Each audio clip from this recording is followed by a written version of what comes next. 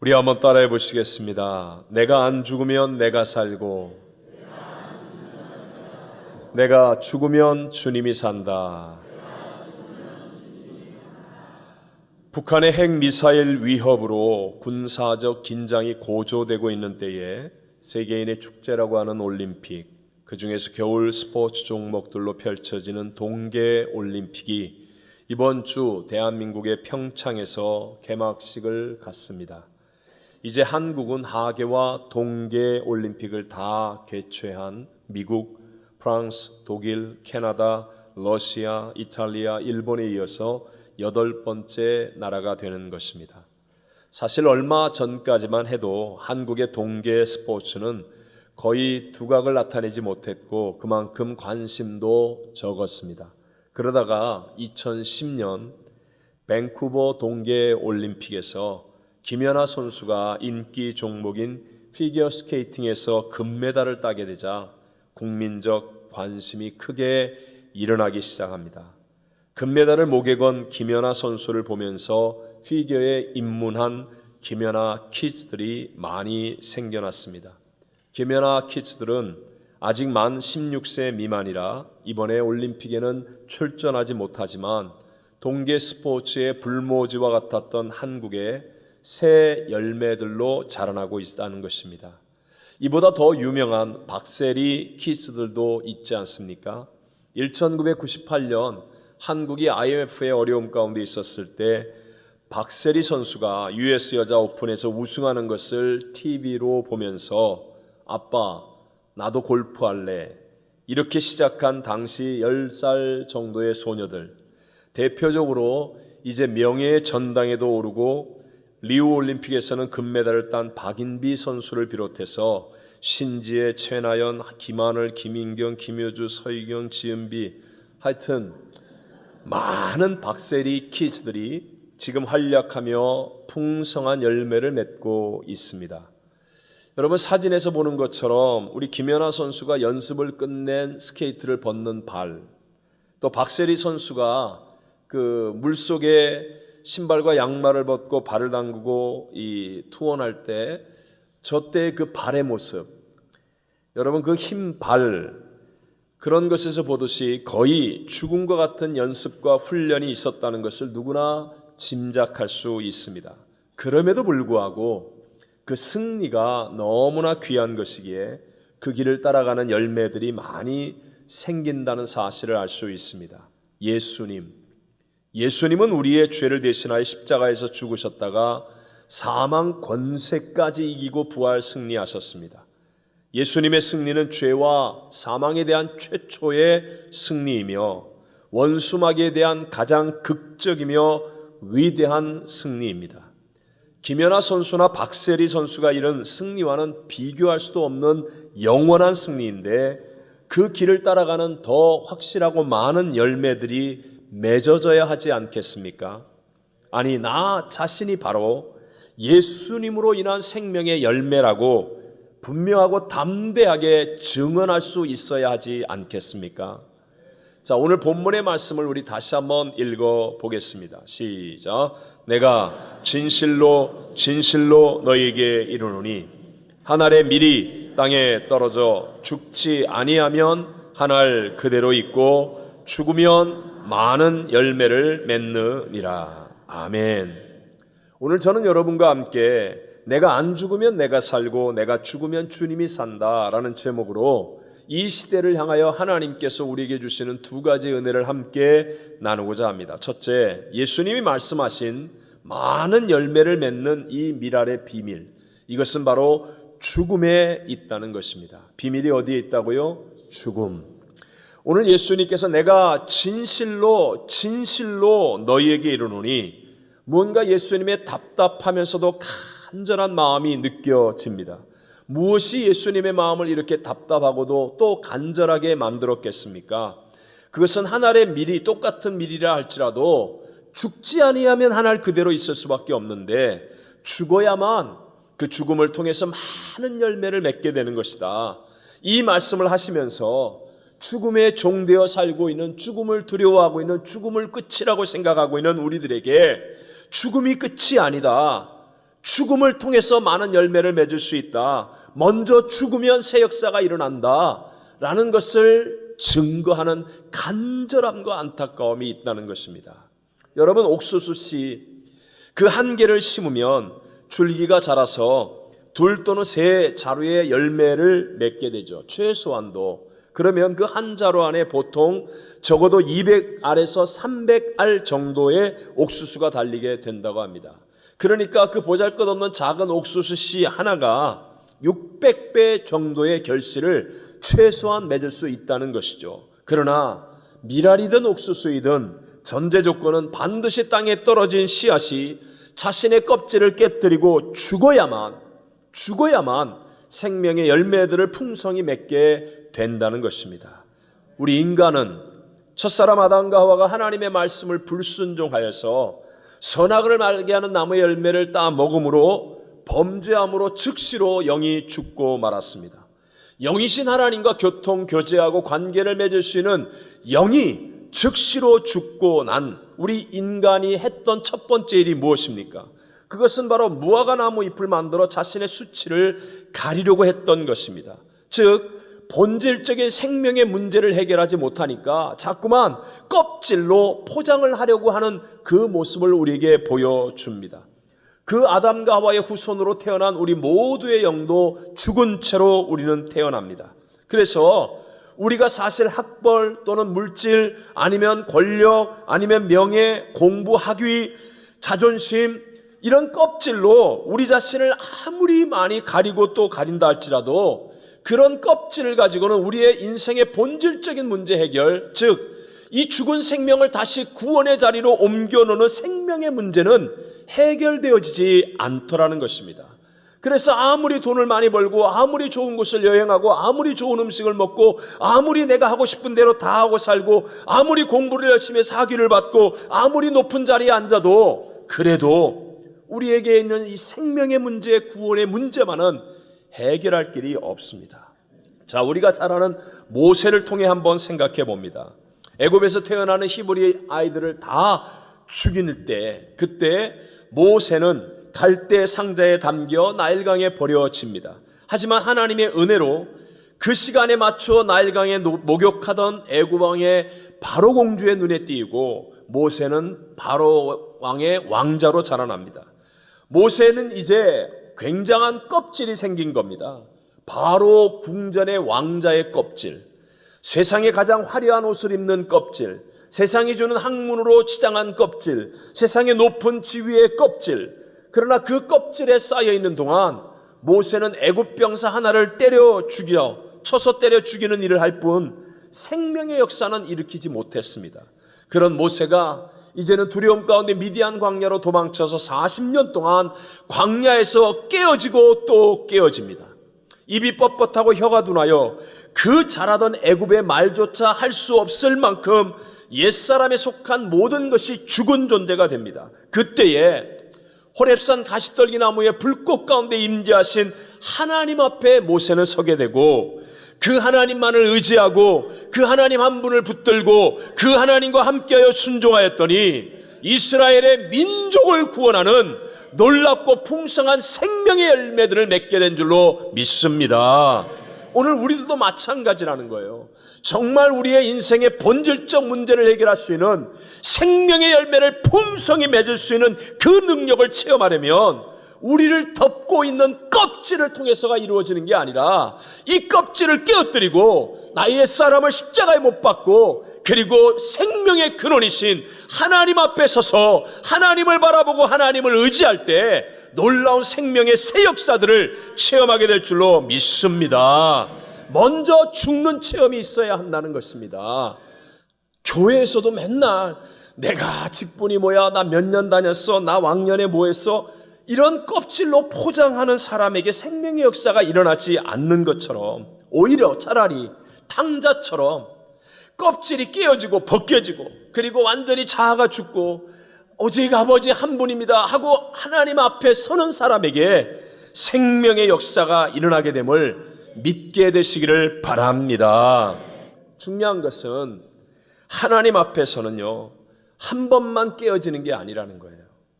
계속 매일매일 순간순간 하나님 앞에 서서 나의 옛사람을 깨어뜨려야 한다는 것입니다. 자, 첫사람 아담과 하와에서 태어난 장남이 바로 가인입니다.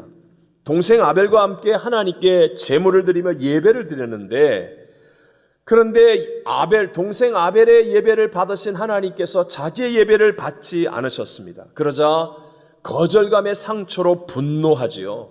여러분, 분노가 나쁜 것은요, 분노는 실수할 수밖에 없는 우리 인간에게 다시 주어지는 기회를 잃어버리게 만드는 것, 세컨 찬스를 잊어버리게 만드는 게 분노이기 때문에 분노는 나쁜 것입니다.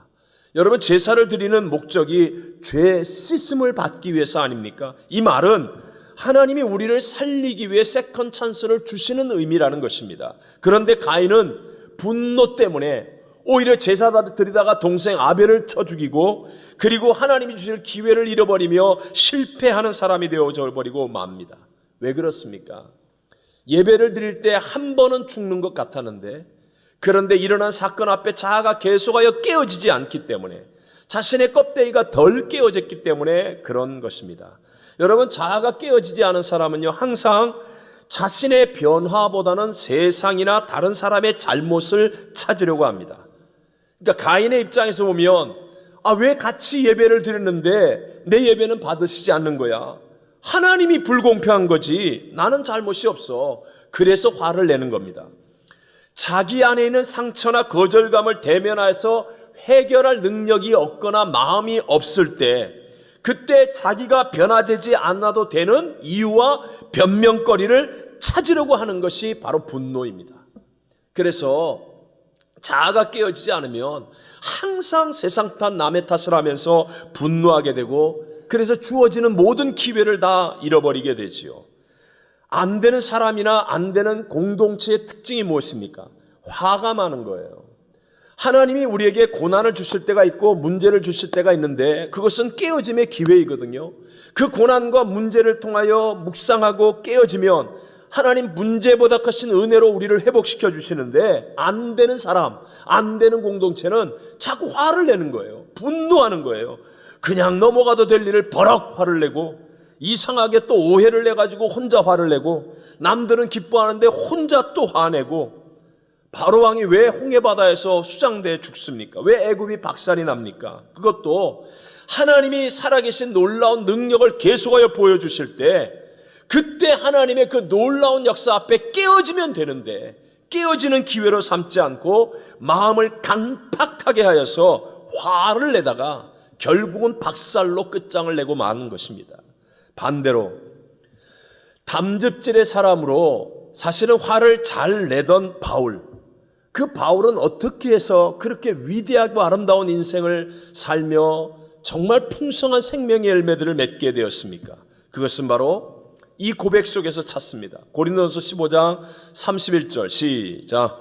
형제들아, 내가 그리스도 예수 우리 주 안에서 가진 바 너희에게 대한 나의 자랑을 두고 단언하노니, 나는 날마다 죽노라. 나는, 한 번 더, 나는 날마다 죽노라. 아멘. 사도 바울은 십자가의 능력을 알고 있는 사람입니다. 그러니까 한 번 죽었다가 다음번에 또 깨어나는 사람, 기절한 척하고 있다가 벌떡 일어나서 화내는 사람이 아니라, 나는 날마다 죽노라. 십자가는 바로 내 자아가 죽어야 하는 곳입니다. 내 자아가 먼저 죽으면, 그러면 하나님의 생명이 내 안에 흘러넘쳐나서 우리의 생각을 뛰어넘는 놀라운 역사, 하나님의 풍성한 열매들이 맺어지게 될 줄로 믿습니다. 두 번째, 나의 자아가 먼저 죽음과 함께 알아야 할 것, 우리 안에 있는 예수의 생명은 부활의 능력 있는 생명임을 믿어야 한다는 것입니다. 자, 하나님의 미랄의 위대함은요, 겉으로 드러난 어떤 화려함 때문이 아닙니다. 평범하고 소박하지만 그 안에 생명이 있기 때문에 위대합니다. 하나님의 미랄은 분명히 작은 것이지만 그 안에는 우리 눈에 보이지 않는 생명이 들어있다는 것입니다. 씨앗 안에 들어있는 생명의 힘도 놀랍습니다. 세계적인 베스트셀러 작가인 웨인 다이어라는 분이 쓴 책 하루 경영이라는 책에 보면 윌리엄 제닝스 브라이언이라는 분이 말하는 수박 씨의 힘이라는 글이 그대로 인용되어 나옵니다. 제가 그대로 한번 읽어드리겠습니다. 나는 수박 씨의 힘을 관찰해 본 적이 있다. 수박 씨에는 흙을 밀어 젖히고 나오는 힘이 있다. 자기보다 20만 배나 더 무거운 것을 뚫고 나오는 것이다. 수박 씨가 이렇게 힘을 내는지 알 수 없다. 도저히 모방할 수 없는 색을 껍질 바깥으로 우러나오게 하고 그 안쪽에 하얀 껍질, 그 안쪽에 다시 검은 씨가 촘촘히 박힌 붉은 속을 만들어낼 수 있는지 나는 알 수 없다. 그 하나하나의 씨는 또다시 차례차례 자기 무게의 20만 배를 뚫고 나올 것이다. 이 수박 씨의 신비를 설명할 수 있다면 나도 하나님의 신비를 설명해 주겠다. 이해하시죠, 여러분? 그 보잘것없는 수박씨 하나가 땅속에 심겨지면 무려 20만 배가 넘는 압력과 무게를 뚫고 나와서 겉으로는 그 초록색에, 그 속에는 뭡니까? 나물도 해먹는 하얀색에, 또 그 안에는 빨간색에 촘촘히 박힌 씨에, 이 신비를, 씨 안에 있는 생명의 신비를 자기는 설명할 길이 없다. 여러분, 수박씨의 생명보다 예수 그리스도의 십자가와 부활의 생명은 더욱 신비로운 줄로 믿습니다. 예수의 생명은요, 이전에 내가 이길 수 없었던 모든 것을 이기게 하시는 능력이 담겨있는 부활의 생명이라는 것입니다. 이게 복음이에요. 십자가와 부활의 복음인데 예수님이 이 땅에 오셔서 십자가에서 저와 여러분이 할 수 없는 모든 사망의 짐을 대신하여 지시고 죽으셨고, 그리고 사흘 만에 부활 승리하셨습니다. 이제 예수를 구세주로 믿는 믿음의 사람들에게 부활의 생명이 내게 임하게 된 것입니다. 우리 안에는 이 놀라운 신비로운 부활의 생명이 있는 줄로 믿습니다. 갈라디아서 2장 20절입니다. 바울의 고백이죠. 시작. 내가 그리스도와 함께 십자가에 못 박혔나니 그런즉 이제는 내가 사는 것이 아니요 오직 내 안에 그리스도께서 사시는 것이라. 이제 내가 육체 가운데 사는 것은 나를 사랑하사 나를 위하여 자기 자신을 버리신 하나님의 아들을 믿는 믿음 안에서 사는 것이라. 아멘. 우리 안에 예수 부활의 생명이 있는데 내가 십자가에서 먼저 죽어야, 내가 죽어야, 그래야 내 안에 계신 예수 그리스도가 사시는 것이라고 고백하여 말씀하십니다. 여러분, 아무리 우리에게 다가오는 문제가 커도 기적을 이길 수는 없습니다. 홍해 바다가 아무리 창일거리고 있어도 하나님의 기적 앞에서는 갈라지고 뽀송뽀송한 길이 만들어주게 되는 줄로 믿습니다. 자, 이 기적의 능력이 우리의 삶에 임하게 될 때 하나님의 도우심으로 내가 상상할 수 없는 결과를 얻고 열매를 맺는 삶이 되어지는 것입니다. 우리는 이제까지 내 힘으로 살아왔습니다. 그래서 내 힘의 결과만을 얻었습니다. 하나를 심어서 하나를 거둡니다. 셋을 심고 더 열심히 해서 넷, 5가지도 거두어 보았습니다. 그렇지만 그것으로 우리의 인생의 문제를 이길 수는 없습니다. 하지만 우리 안에 부활의 예수의 생명은 기적의 생명입니다. 이 예수의 생명이 역사하면 내 생각을 뛰어넘는, 내가 도무지 가늠조차 할 수 없는 하나님의 놀라운 역사가 우리의 삶 속에도 일어나게 될 줄로 믿습니다. 하나님은 문제보다, 하나님은 대적보다, 하나님은 하실 수, 이 하나님의 생명이 예수 부활의 생명 씨앗 안에 있다라는 것입니다. 내게는 기적이에요. 내게는 오병이어가 기적입니다. 그러나 우리 하나님께는 기적이 아니에요. 하나님은 하실 수 있는 일이에요. 내게는 문둥병자가 낫는 그 일이 기적입니다. 죽은 나사로가 살아나는 게 기적입니다. 그러나 하나님께는 그것이 기적이 아니에요. 하실 수 있는 일인 줄로 믿습니다. 이제 예수를 믿는 저와 여러분에게는 2가지의 생명이 있습니다. 아담과 하와가 범죄하고 영이 죽고 난 다음에 주인 노릇을 했던 육체의 생명, 그리고 예수 그리스도로 말미암아 내게 주어진 예수 그리스도의 부활의 생명, 예수를 구세주로 믿음으로 거듭날 때 내 안에 임한 이 부활의 생명, 육체의 생명과 부활의 생명이 내 안에 함께하고 있습니다. 육체의 생명은 우리를 패배로 이끌지만 부활의 생명, 예수의 생명을 따라가면 우리에게 놀라운 기적과 승리를 체험하게 되는 것입니다. 이제 우리의 선택의 책임입니다. 우리의 선택에 달려 있습니다. 제가 우연히 스페인의 투에 대한 글을 읽게 되었었습니다. 물론 동물학대라고 하는 반대운동이 있지만 사실은 투장에 나가는 소는 거의 대부분이 죽는다고 합니다. 그 소가 나가기 전에 24시간 동안 완전하게 빛이 차단된 암흑의 방에 갇혀 있다가 그 튼튼하고 사나운 소를 딱 이제 투장으로 꺼내놓는 거예요. 그러면 카포네라고 하는 그 빨간 망토 있죠. 저 망토를 가지고 소를 약을 올리는 거예요. 예? 그래서 흥분시키는 겁니다. 그 다음에 이제 저 사람이 들어가고 나면 피카도르라는 사람들이 말을 타고 나타나서 저렇게 6개 정도의 창을 가지고 소의 목과 등에다가 꽂습니다. 그러면 소가 피를 흘리고 좀 힘이 빠지지만 소도 또 막 최악의 어떤 바락 같은 분위기거든요. 그러면 관중들의 흥분이 최고로 이렇게 올라갈 때 바로 주인공인 마타도르라는 사람이 나옵니다. 그래갖고 혼자 딱 나타나서 칼 하나를 가지고 한 방에 소의 목에서부터 심장까지 찌르면 그러면 소가 쓰러지는 거예요. 그러니까 거의 투사들이 이기게 되어 있죠. 근데 놀랍게도 간혹 소가 이기는 경우가 있다는 거예요. 소가. 어떻게 이기는가? 그랬더니 그것은 제일 처음에 그 붉은 천 카포테를 들고 막 소를 약 올릴 때 소가 반응을 안 하는 거예요. 그냥 소가 혼자 큐티하는 거예요. 그리고 반응을 안 하는 거예요. 그리고 한 3, 40분쯤 지나면 투사가 패배하게 된다는 거예요.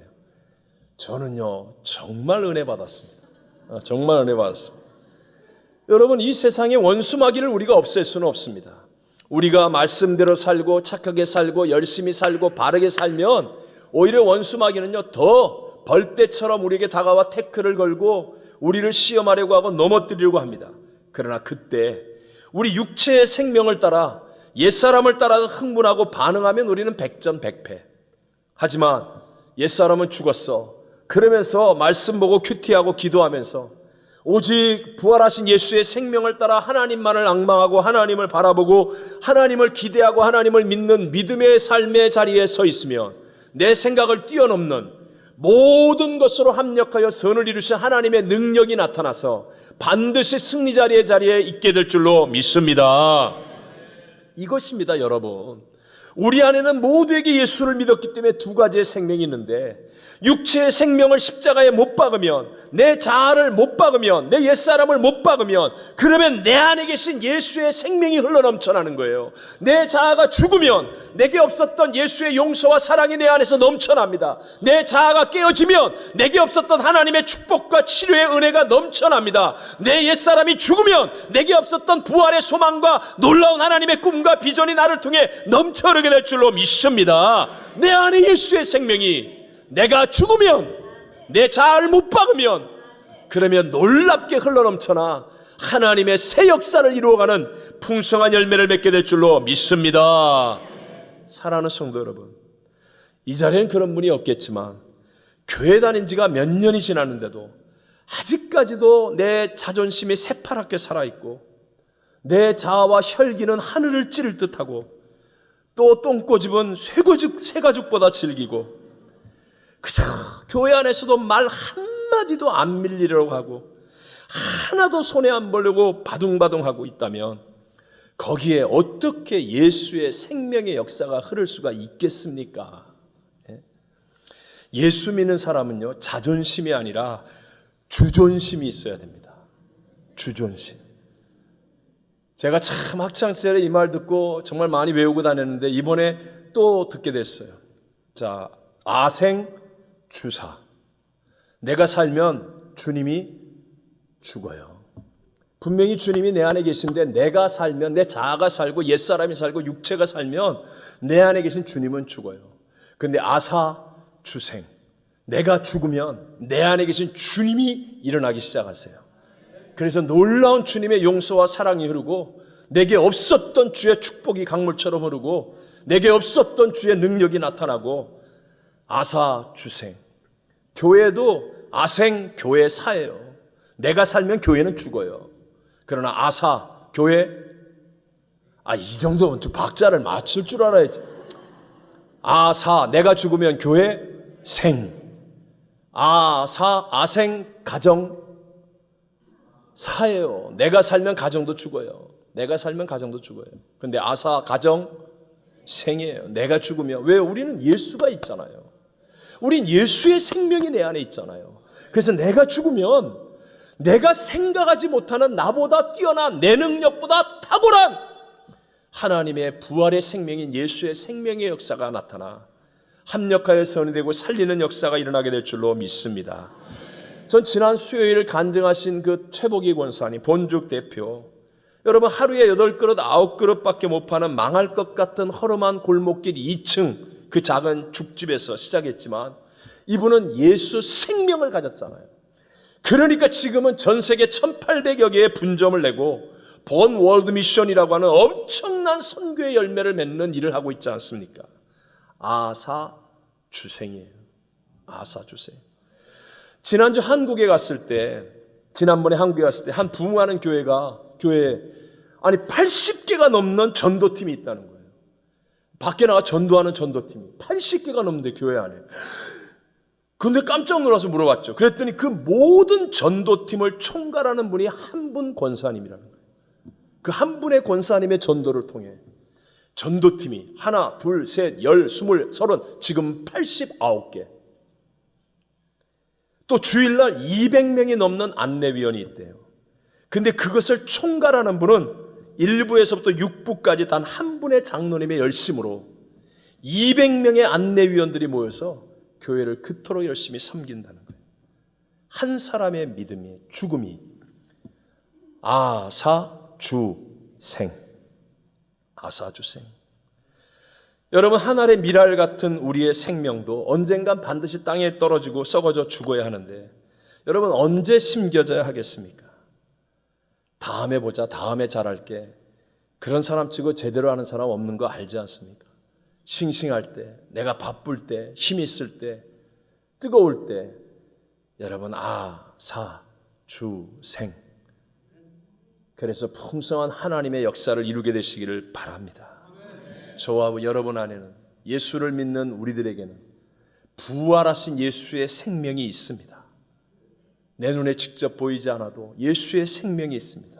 이 생명이 역사하기 위해 나의 옛사람, 내 자아가 십자가의 죽음을 먼저 지나야 한다는 것입니다. 내가 안 죽으면 나로 살 뿐입니다.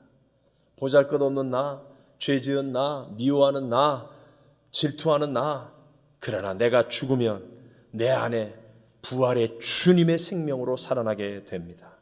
오늘도 이 성찬을 통하여서 내 육체에 속한 옛사람은 십자가에서 죽고 부활 승리하신 예수의 생명으로 살겠다는 결단의 사람이 되셔서 풍성한 열매들을 맺게 되시기를 주님의 이름으로 축원합니다.